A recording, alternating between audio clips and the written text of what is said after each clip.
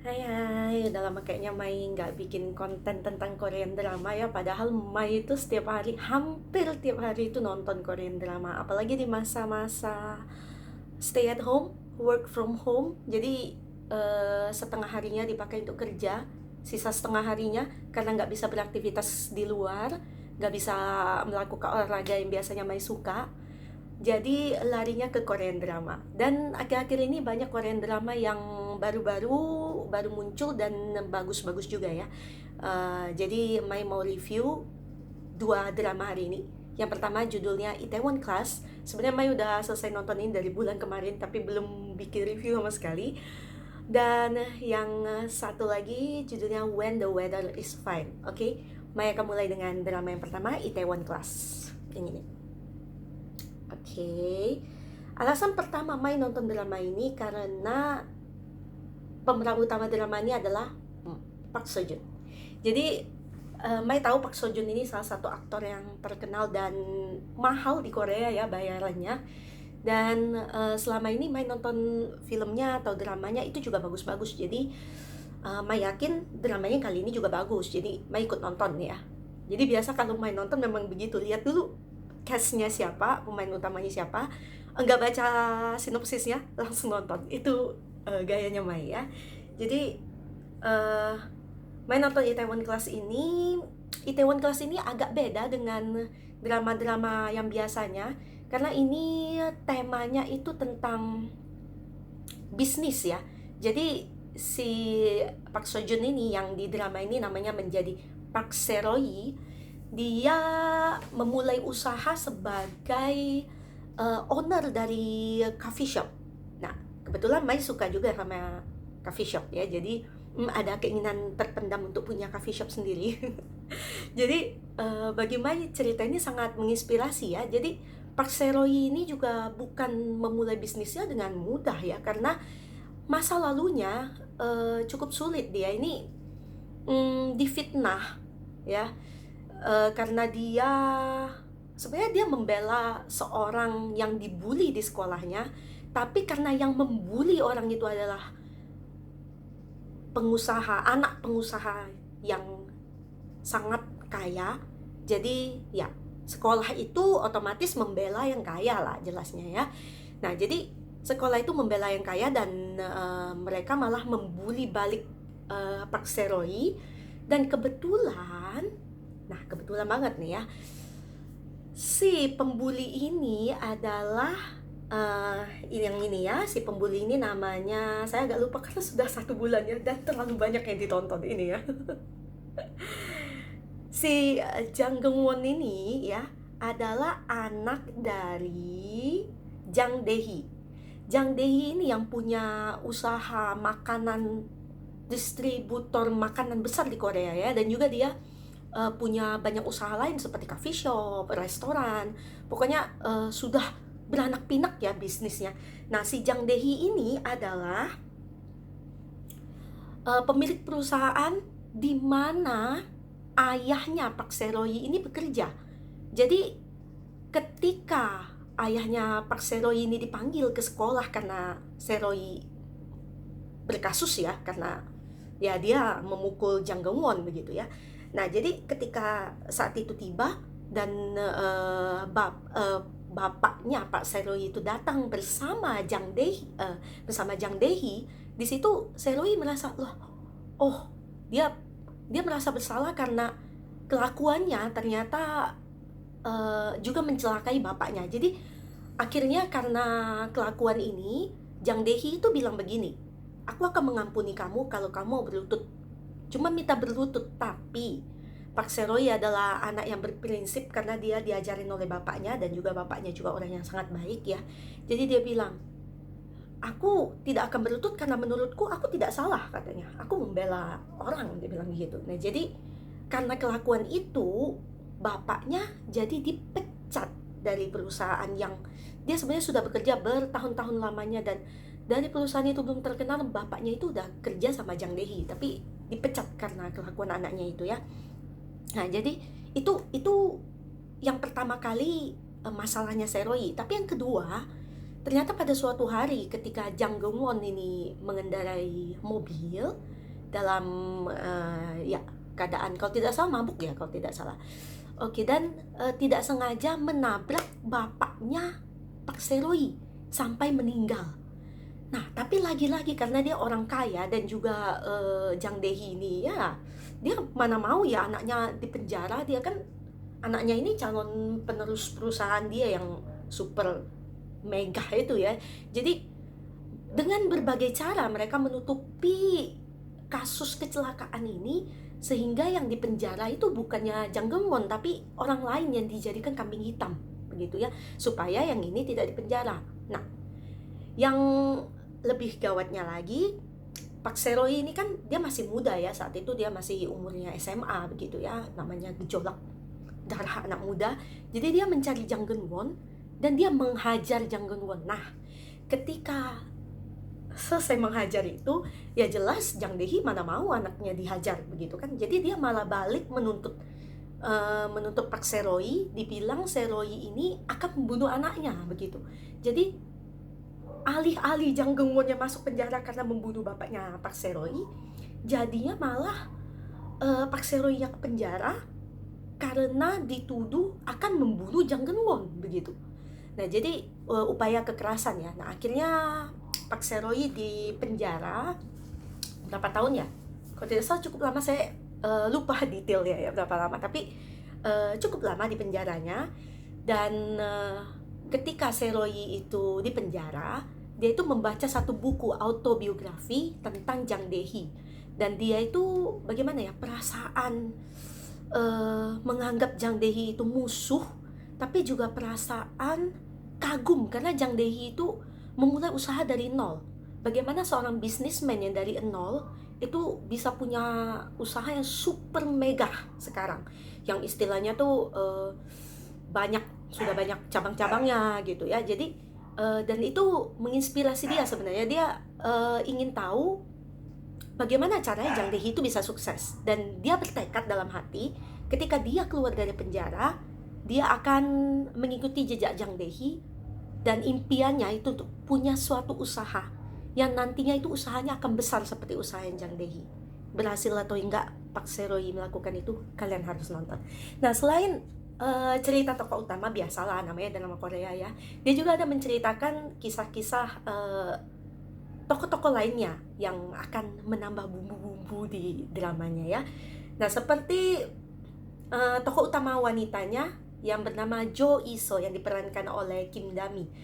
Nah, sebenarnya saya pribadi belum pernah menonton dramanya Kim Dami ya, jadi menurut saya mungkin dia artis baru atau saya yang tidak tahu ya begitu. Tapi ternyata aktingnya cukup baik, jadi dia chemistry-nya cukup baik dengan Park Seo Joon. Dan di cerita ini Jo Iso yang kelak menjadi manajer di coffee shop yang dibuka bukan coffee shop sebenarnya ya. Seperti restoran ya, restoran yang dibuka oleh Park Seroy ini. Jo Iso ini adalah seorang gadis yang sangat pintar, tapi dia ada satu masalah, yaitu dia tidak bisa bersosialisasi dengan orang lain. Jadi dia kesannya di sepanjang drama ini, kesannya selalu egois, memikirkan dirinya sendiri dan dia tidak memikirkan orang lain begitu ya. Tapi nanti perlahan dia berubah karena dia jatuh cinta dengan Seroy. Dan Seroy juga jatuh cinta dengan dia pada akhirnya ya. Jadi tidak semudah itu perjalanan cintanya, tidak. Jadi menjelang episode-episode terakhir itu baru Seroy-nya mulai ada perasaan. Loh, jadi spoiler ya. Dan juga tentang si pemeran antagonisnya Jang Dae-hee ini juga, dia juga sebenarnya kita tidak bisa bilang dia itu benar-benar jahat ya. Sebenarnya dia hanya ingin melindungi apa yang dia miliki karena masa lalu dia juga tidak baik. Jadi dia dulu waktu kecil itu dia sangat miskin. Jadi dia punya impian untuk memperjuangkan bagaimana adik-adiknya itu supaya tidak kelaparan gitu. Dan keluarganya itu pada mati karena mati kelaparan, mereka sangat miskin gitu. Jadi itulah yang membuat Jang Dae-hee itu berusaha untuk punya usaha yang besar, dan usahanya itu di bidang makanan begitu ya. Itu untuk dari sisi Jang Dae-hee. Dan banyak juga prinsip-prinsipnya yang bisa kita pelajari dari drama ini, bahwa antagonis itu nggak selamanya antagonis sebenarnya. Maksudnya, kenapa sih dia bisa jadi antagonis? Itu karena ada sebabnya. Dan bahwa kita itu harus tahu kenapa sebabnya dia begitu, gitu ya. Jadi kita nggak bisa 100% bilang, ih kamu jahat, gitu. Nah, di Itaewon Class itu tidak bisa bilang begitu. Dia begitu karena ada alasan tertentu, begitu ya. Dan ada juga Oh Suah. Nah, Oh Suah ini adalah salah satu anak di panti asuhan, di mana bapaknya Pak Seroy dulu sering menyumbang ke panti asuhan itu atas nama perusahaannya Jang Dehi, ya. Tapi pada akhirnya bapaknya Pak Seroy ini menyumbang sendiri katanya ya, atas nama pribadi juga. Nah, jadi Oh Suah ini adalah bisa dibilang cinta pertamanya Pak Seroy. Jadi mereka sampai bertahun-tahun, sampai Seroy sudah keluar dari penjara, mereka ketemu. Seroy-nya cinta mati, dia sangat setia mencintai Suah sampai bertahun-tahun. Bahkan sesudah keluar dari penjara dan dia punya usaha itu, dia tetap mencintai Suah. Nah, tapi masalahnya satu, teman-teman. Suah ini diberikan beasiswa oleh perusahaan Jang Dehi. Jadi Jang Dehi memelihara Suah, dan ketika Suah sudah lulus kuliah, Suah bekerja di perusahaannya Jang Dehi. Bisa dibayangin. Jadi orang yang dicintai oleh Seroy, Suah ini, bekerja di perusahaan musuhnya Pak Seroy, begitu ya. Sedangkan Seroy sendiri akan buka restoran sendiri. Jadi ketika mereka menjalin hubungan, memang belum bisa disebut pacarannya, tapi mereka menjalin hubungan dalam dua restoran yang rival mereka berdua ini ya. Jadi Suah ini berada di tengah.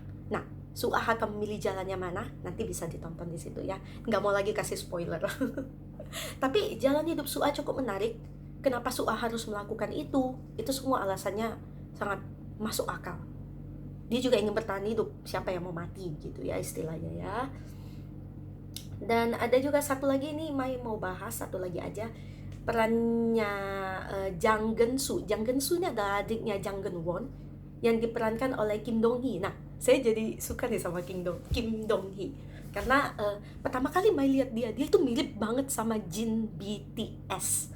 Kalau kalian suka sama BTS atau tahu sama BTS, tahu sama Jin, dia tuh mirip banget. Jadi Mai juga sempat kaget, ini kok Jin, tapi dipikir ini kayaknya bukan, kok mirip banget. Jadi memang Kim Dong Hee ini terkenal mirip banget dengan Jin BTS. Tapi kita bukan mau Mai di sini bukan mau cerita dia mirip sama Jin ya, bukan.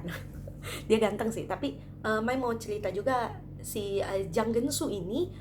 Jadi dia awalnya ketika dia kecil itu sering dihajar oleh kakaknya Jang Geun-won. Dengan alasan apa? Nggak ada alasan, cuman suka hajar aja gitu. Jadi Jang Geun-soo ini juga karena dia adalah anak yang tidak diinginkan sebenarnya. Jadi dia tidak dianggap oleh bapaknya gitu di rumah, nggak dianggap oleh Jang Dae-hee. Jadi ketika dia menginjak usia kuliah, dia keluar dari rumahnya dan dia tinggal sendirian di kos-kosan gitu ya. Dia bilang dia ingin hidup mandiri, nggak mau mengandalkan harta dari Jang Dae-hee begitu ya, dari perusahaan Chang di situ, perusahaan Jang. Oke. Jadi si Jang Geun-soo ini hidup sendiri dan pada suatu saat dia itu kerja sama Pak Seroy. Nah, awalnya Pak Seroy nggak tahu dong ini anaknya keluarga Jang begitu. Nah, ketika akhirnya tahu juga Jang Geun-soo ini tetap kerja dengan Pak Seroy karena dia itu sebenarnya kagum dengan Seroy. Dia bilang bagaimana Seroy itu bisa memulai usahanya dan bagaimana Seroy itu percaya pada bawahan-bawahannya. Itu tidak dianggap bawahan tapi dianggap rekan kerja oleh dia. Nah, jadi Geun-soo itu kagum dengan Seroy gitu kan, dan dia juga merasa bersalah karena keluarganya ternyata sudah membuat Seroy menderita. Nah, itu di satu sisinya. Jadi Jang Geun-soo sempat kerja dengan Seroy, sempat deket banget, tapi karena Jang Geun-soo sangat mencintai Jo Iso, yang notabene sebenarnya Jo Iso sukanya sama Seroy, tapi ya cinta triangle love lah ya, biasa.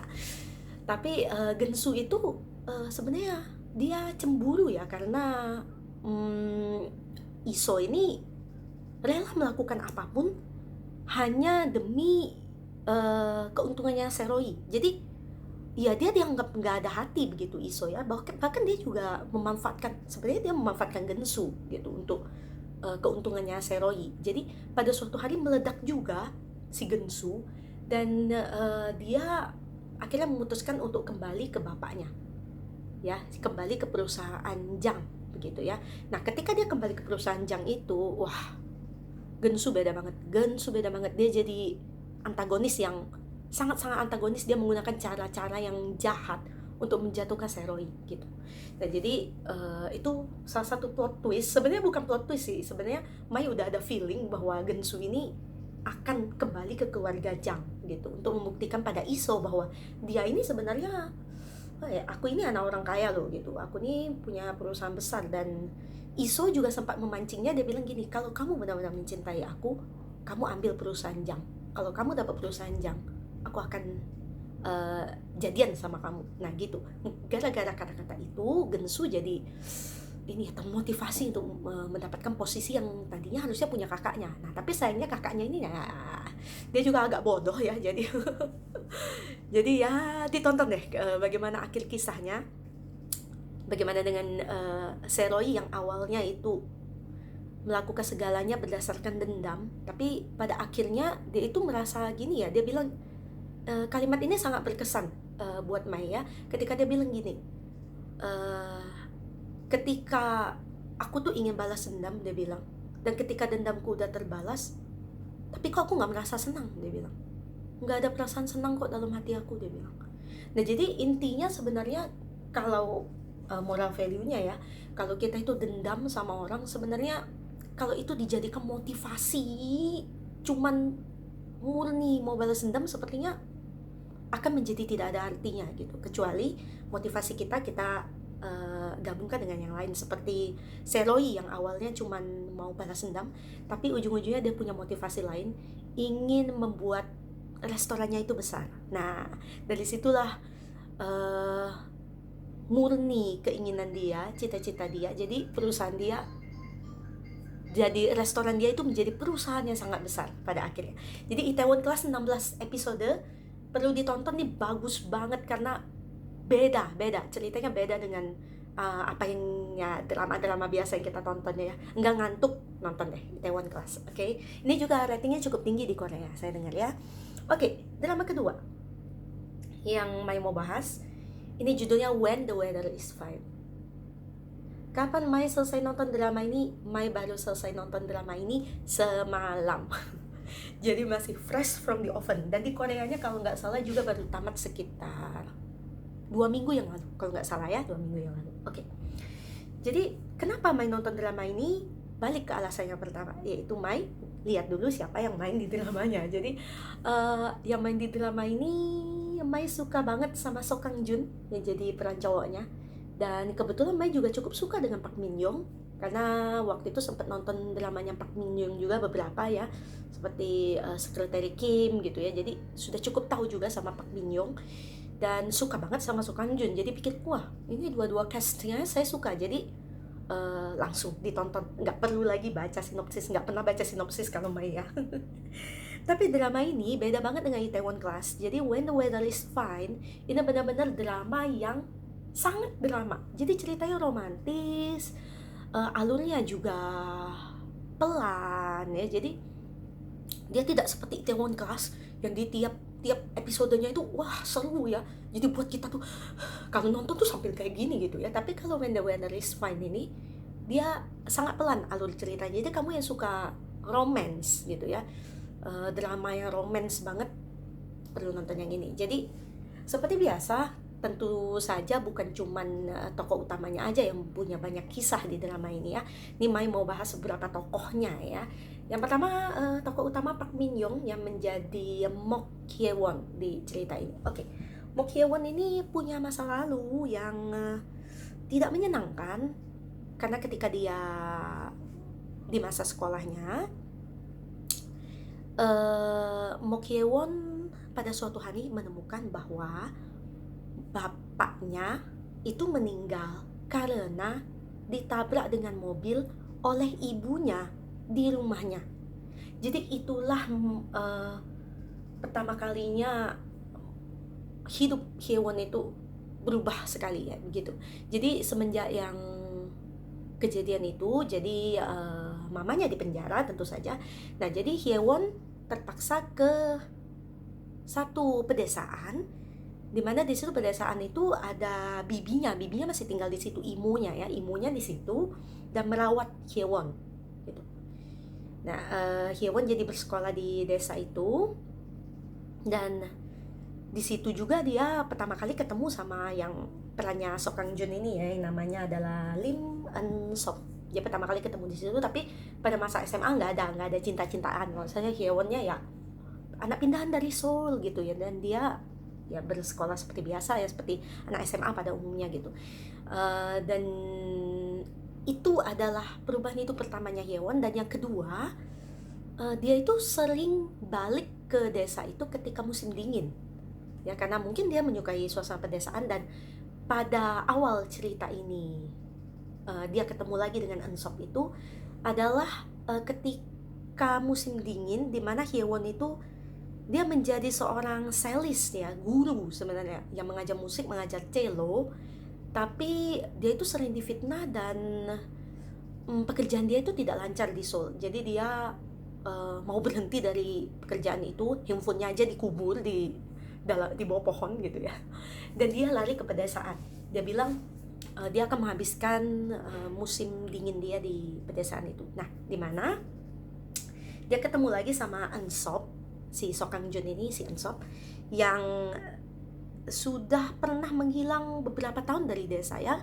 Alasan dia menghilang adalah Eun Sok ini merawat mamanya, yang mama kandungnya itu sebelum mama kandungnya meninggal. Dan setelah dia rawat mama kandungnya itu, Eun Sok ini pergi wajib militer. Jadi sudah bertahun-tahun dia tidak pulang, dan ketika dia pulang, juga pada saat itu Hyewon kembali ke desa itu. Jadi mereka ketemu, menjodoh banget ya. Nah, jadi Eun Sok ini juga punya cerita masa lalu juga ya. Eun Sok ini dia itu sebenarnya anak angkat. Jadi dia itu anak gunung yang orang-orang di desa ya, namanya kita bisa bayangin ya, namanya desa ya. Di kota aja kalau orang bergosip, coba deh di komplek kamu tuh, tempat kamu tinggal. Nah, kalau misalnya ada satu gosip, wah itu sekomplek langsung tahu gitu ya. Nah, kalau ini ada satu gosip, sedesa itu tahu. Jadi mereka itu tahu Eun Sok itu cuma anak angkatnya keluarga yang baru ini, karena dulu dia itu dianggap gelandangan, anak gunung gitu ya. Bapaknya siapa nggak jelas. Ada sih bapaknya, tapi maksudnya bapaknya itu hanya menyendiri di gunung, jarang lah dia sosialisasi sama orang-orang di desa gitu ya. Jadi Eun Sok dianggap anak gelandangan. Dan Eun Sok itu di cerita ini kadang-kadang masih kesulitan untuk menerima dirinya sendiri. Menerima diri sendiri itu sulit, mencintai diri sendiri itu sulit, karena dia masih sering dia balik ke rumahnya yang di gunung itu, dia masih merindukan papanya gitu ya. Dan dia itu tidak mau mempersulit keluarganya yang merawatnya sudah sebenarnya belasan tahun ini ya, karena dia diadopsi ketika dia masih cukup kecil juga waktu itu. Jadi Eun Sok ini di drama ini belajar untuk menerima keadaannya, mencintai dirinya sendiri, karena penerimaan diri itu paling penting ya. Sebelum kamu mencintai orang lain, terima diri sendiri dulu gitu. Nah, itulah yang Eun Sok lakukan, dan konflik dia itu di situ, menerima dirinya sendiri dan menerima cinta dari orang lain. Nah, itu yang dipelajari oleh Eun Sok di drama ini ya. Dan beberapa tokohnya yang mau bahas juga. Nah, ini imonya si Mok Hyewon ya, namanya Sim Yong Yo. Sim Yong Yo ini adalah penulis sebenarnya, mantan novelis. Karena saya mau jadi novelis, jadi saya bilang wah drama ini menarik ya buat saya gitu ya. Jadi si Sim Yong Yo ini mantan novelis, dan dia mendadak nggak mau nulis novel apa-apa lagi, dan dia hidup di pedesaan itu, di rumahnya yang dulu dia tinggalin sama mamanya alias neneknya Hyewon. Dan dia hidup seperti tidak peduli masa depan, nggak peduli hari besok gitu. Dia Padahal dulunya rumah itu tuh guest house ya, yang di desa itu, dan rumahnya itu cukup besar. Tapi Myongyo ini tidak mau mengelola guest house itu lagi, bahkan kesannya itu sangat tua ya ketika Hyewon itu baru pertama kali datang ke rumah itu setelah sekian lama gitu ya. Nah jadi kenapa juga Myongyo ini bisa nggak jadi novelis lagi, dan kenapa dia hidupnya kayak gitu ya, nggak peduli hari besok begitu, dan kenapa dia selalu pakai kacamata hitam. Nah itu ada sejarahnya ya. Jadi masa lalunya si Myongyo ini juga tidak enak. Itu salah satunya dia sebenarnya ada satu pria yang mencintai dia setengah mati loh, mengejar dia setengah mati, tapi dia menolak karena si Myongyo terlibat dalam kasus pembunuhan yang kakaknya, Oninya ini membunuh kakak iparnya. Jadi Myongyo ini terlibat dalam kasus pembunuhan ini. Nah jadi seperti apa detail pembunuhannya harus nonton sendiri ya, nggak mau kasih tahu. Tapi ini complicated deh sebenarnya masa lalunya. Jadi menarik perlu ditonton ini. Nah kakak Oninya si Myongyo alias mamanya Hyewon, namanya itu Sim Myongju. Sim Myongju ini sangat terkenal dulu saat di desa ya. Dia itu sangat cantik, kakak beradiknya sangat cantik ya. Memang ini yang memerankannya juga cantik-cantik gitu ya. Jadi akhirnya dia menikah itu karena si suaminya ini ya waktu itu calon suami lah ya begitu, terus mengejar-ngejar dia secara tulus begitu. Jadi akhirnya hatinya tersentuh dan dia pikir oke lah, baiklah untuk nikah sama ini ya, pria yang benar-benar mencintainya, bukan pria yang ia cintai sebenarnya, pria yang benar-benar mencintai dia. Dan dia menikah pada usia yang muda saat itu. Tapi masalahnya satu, ternyata suaminya ini suka melakukan kekerasan begitu. Jadi si Myongju adalah salah seorang korban kekerasan rumah tangga, KDRT gitu ya. Nah jadi hidupnya Myongju ini nggak bahagia. Ada satu clue, Mai mau kasih satu clue. Myongyo itu tahu kalau Myongju ini sering disakiti oleh kakak ipar ya begitu. Dan tapi akhirnya suatu hari meledak juga ini Myongyo ini, karena dia tahan-tahan juga.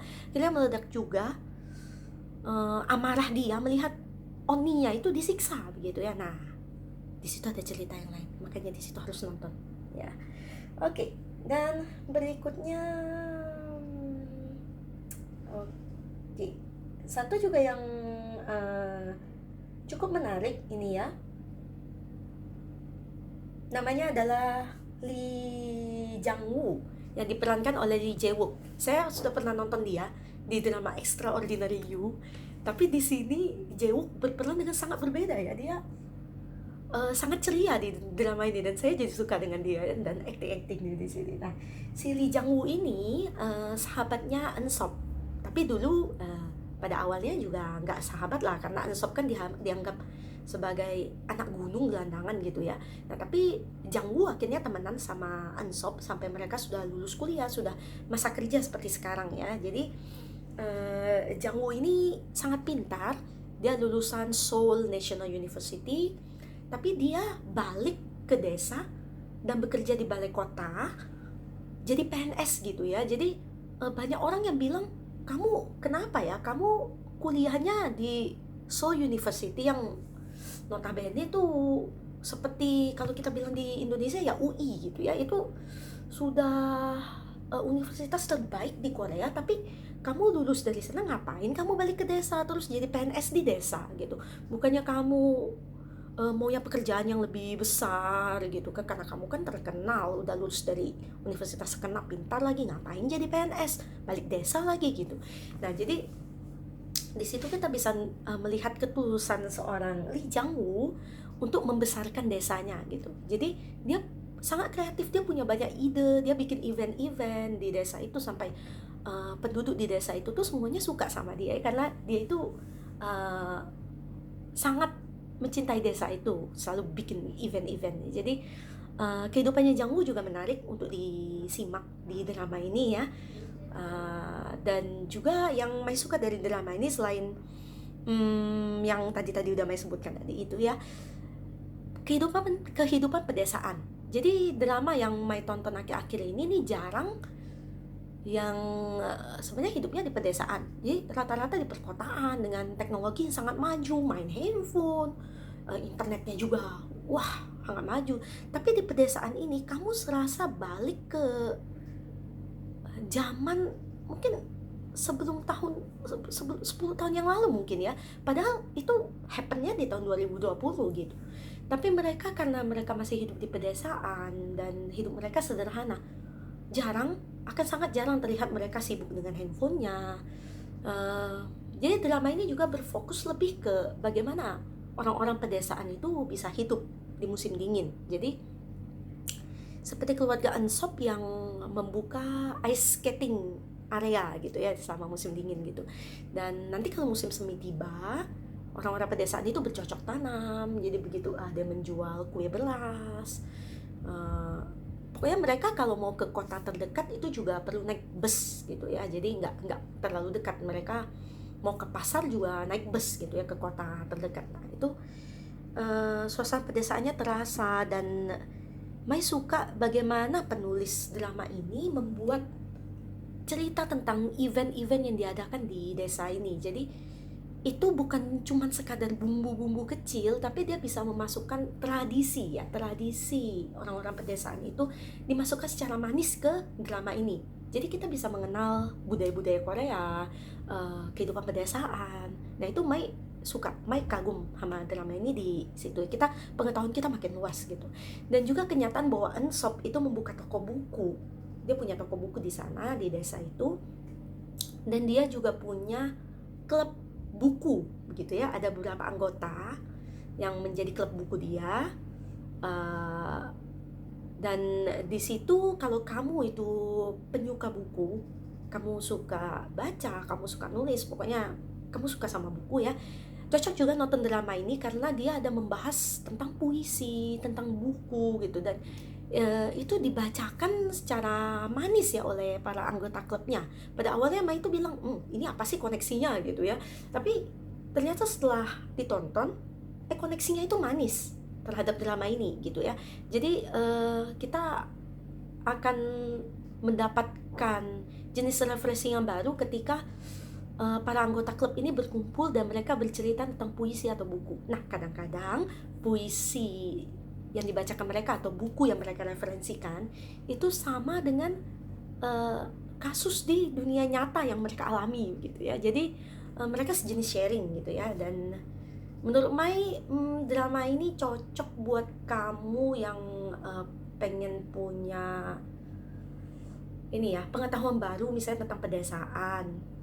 Kamu yang punya cita-cita sebagai novelis, kamu yang suka baca buku, itu cocok banget nonton drama ini. Jadi nggak cuma fokus di satu topik aja, satu tema aja. Drama ini cakupannya luas.